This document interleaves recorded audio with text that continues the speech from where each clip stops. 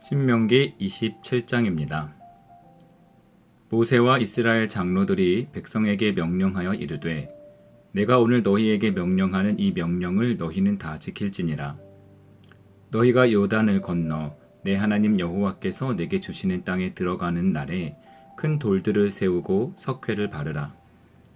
요단을 건넌 후에 이 율법의 모든 말씀을 그 위에 기록하라. 그리하면 내 하나님 여호와께서 내게 주시는 땅 곧 젖과 꿀이 흐르는 땅에 내가 들어가기를 내 조상의 하나님 여호와께서 내게 말씀하신 대로 하리라. 너희가 요단을 건너거든 내가 오늘 너희에게 명령하는 이 돌들을 에발산에 세우고 그 위에 석회를 바를 것이며 또 거기서 내 하나님 여호와를 위하여 제단 곧 돌단을 쌓되 그것에 쇠 연장을 대지 말지니라. 너는 다듬지 않은 돌로 내 하나님 여호와의 제단을 쌓고 그 위에 내 하나님 여호와께 번제를 드릴 것이며 또 화목제를 드리고 거기에서 먹으며 내 하나님 여호와 앞에서 즐거워하라. 너는 이 율법의 모든 말씀을 그 돌들 위에 분명하고 정확하게 기록할지니라. 모세와 레위 제사장들이 온 이스라엘에게 말하여 이르되 이스라엘아 잠잠하여 들으라.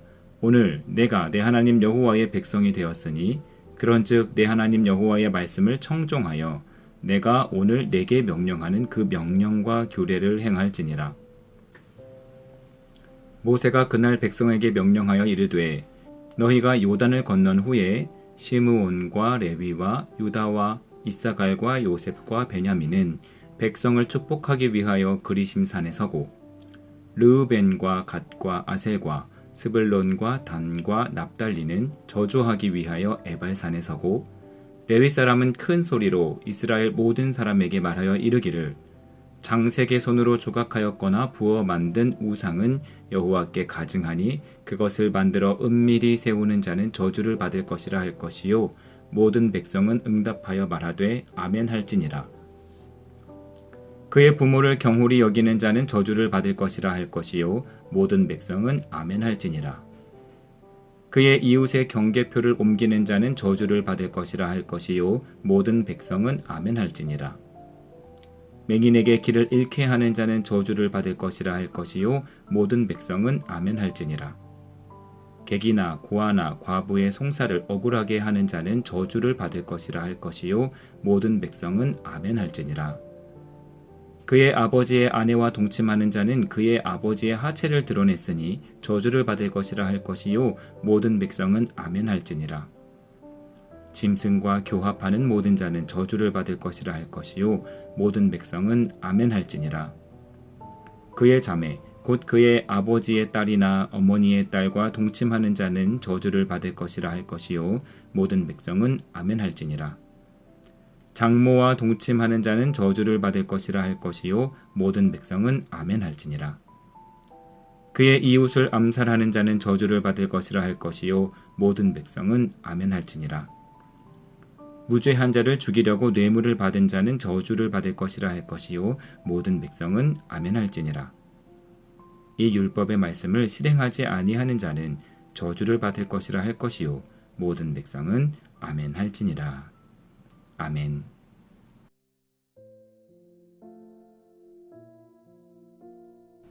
신명기는 모세가 가나안 입성을 앞둔 이스라엘 백성들에게 하나님께서 명령하신 율법들을 설교한 것입니다. 그래서 신명기를 고별 설교라고도 하고 유언이라고도 합니다. 27장에서 모세는 한 가지 명령을 합니다. 26장까지 한 설교들을 큰 돌을 세워 거기에 기록하라 한 명령입니다. 요약해서 기록할 것이 아닙니다. 분명하고 정확하게 기록하여야 합니다. 즉, 빼거나 더함이 없어야 합니다. 하나님은 처음 율법을 주실 때 시내산 위로 모세를 불러 돌판에 계명을 기록하여 주셨습니다. 하나님께서 직접 적어 주셨습니다. 그런데 이번에는 사람에게 기록하도록 하십니다. 여기엔 의도가 있습니다. 시내산에서처럼 직접 적어주실 수 있었지만 굳이 사람이 기록하도록 하셨습니다.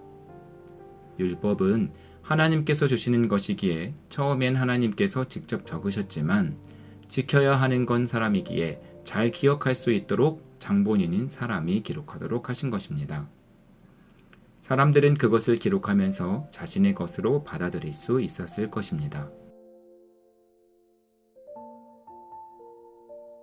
율법을 적는 곳이 돌판인 데에도 이유가 있습니다. 돌은 비바람에도 쉬 부서지지 않고 세월이 오래 흘러도 잘 보존됩니다. 변함없으신 하나님의 성품이 잘 표현될 수 있기도 하고 사람들이 오래 기억하면서 지킬 수 있도록 하기 위해서입니다. 율법은 한 세대에게만 준 것이 아닙니다. 대대로 물려주어 지키게 해야 합니다. 아브라함의 후손은 대대로 영원히 이어질 것이니까요. 하지만 돌이 아무리 단단하다 해도 영원할 수는 없습니다. 당시로서는 돌만한 것이 없었지만 돌도 언젠가는 훼손됩니다. 그러니 우리는 돌판이 아니라 다른 곳에도 기록해야 합니다. 바로 마음판입니다. 큰 돌에 새긴 율법은 크고 무겁습니다. 들고 다닐 수도 없고 모든 백성이 함께 공유하는 것이니 내 집에 둘 수도 없습니다. 율법은 어떤 특별한 상황에만 지키는 것이 아니고 일상의 모든 순간 행동으로 이행되어야 합니다. 그러니 항상 간직하여 언제라도 꺼내보기 위해서 마음판에 새겨야 합니다. 이 명령과 함께 하나님은 또 한 가지 특별한 명령을 하십니다. 12지파를 6지파씩 반으로 나누어 각각 그리심산과 에발산에 서게 합니다. 그리심산에 선 자들은 백성을 위하여 축복하고 에발산에 선 자들은 저주하도록 하셨습니다. 아무렇게나 축복하고 저주하는 것이 아니죠.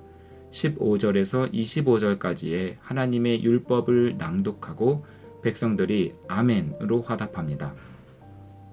레위 사람이 어떠어떠한 자는 저주를 받을 것이라 라고 선포하면 모든 백성은 아멘 해야 합니다. 아멘한 백성들은 그 순종 여부에 따라 축복을 받게 되기도 하고 저주를 받기도 합니다.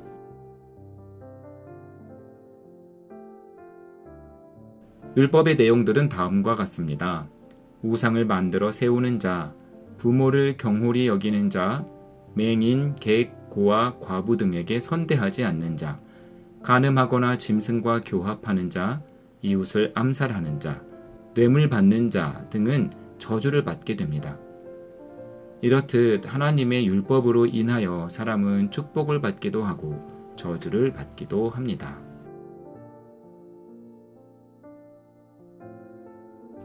그러나 만약 누군가 아멘을 하고도 율법을 어겨 저주를 받게 되었다면 율법이 저주를 받게 한 것입니까? 그렇게 저주를 받은 사람이 율법을 주신 하나님을 선하지 않다고 말할 수 있습니까? 아닙니다. 율법을 범한 죄 행위는 순전히 사람이 자의로 한 행동입니다. 하나님은 친절하게도 사람이 어떻게 살아야 하는지를 분명히 가르쳐 주셨는데 사람이 이를 가벼이 여겨 받아들이지 않은 것입니다. 율법을 마음에 새기지 않았기 때문에 저주를 받게 된 것입니다. 분명히 기억해야 할 것이 있습니다. 하나님께서 에발산에 서서 저주하도록 명령하셨다고 해서 사람이 저주를 받는 것이 하나님의 뜻은 아니라는 점입니다. 모든 법에는 징벌이 존재합니다. 징벌은 죄된 행동에 대한 대가로서 주어지기는 하나 또 다른 목적이 있습니다. 죄 짓지 않게 하려는 것입니다. 벌이 무서워서라도 죄를 행하지 않도록 막으려는 것입니다. 만약에 죄에 합당한 벌이 존재하지 않는다면 이 세상은 무법천지겠죠. 벌 주는 것이 법의 목적이 아니듯 저주를 명령하셨다고 해서 하나님께서 사람이 저주받기를 원하시는 것은 아닙니다.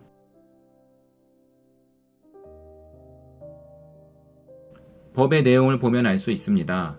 부모를 공경하고 악한 자들을 선대하고 이웃을 간음하거나 살인하지 않아야 한다는 내용들을 보십시오. 모두 사람을 위하여 주신 것들입니다. 법을 지킴으로 이롭게 되는 대상이 바로 사람들입니다. 하나님은 모든 사람이 차별당하지 않는 평화로운 세상, 즉 하나님의 나라를 만들기 위한 장치로서 저주를 명령하신 것입니다. 하나님의 법을 사랑하고 지키는 의인들은 이 율법들을 지킴으로 축복을 받게 될 것입니다. 하나님은 사람을 창조하신 후 가장 먼저 복을 주신 분이십니다. 하나님께서는 사람이 저주가 아닌 복을 받도록 하려고 율법을 주신 것입니다. 그러나 율법이 저주의 통로가 아닌 은혜의 통로가 되게 하려면 사람의 행동이 무척 중요합니다. 율법 하나하나에 아멘으로 화답하고 그것을 마음판에 새겨야 합니다. 율법을 마음판에 새겨 잘 기억하고 행하여 하나님께서 부어주시는 복을 풍성히 누리는 여러분 모두가 되시기를 주님의 이름으로 축원드립니다. 아멘.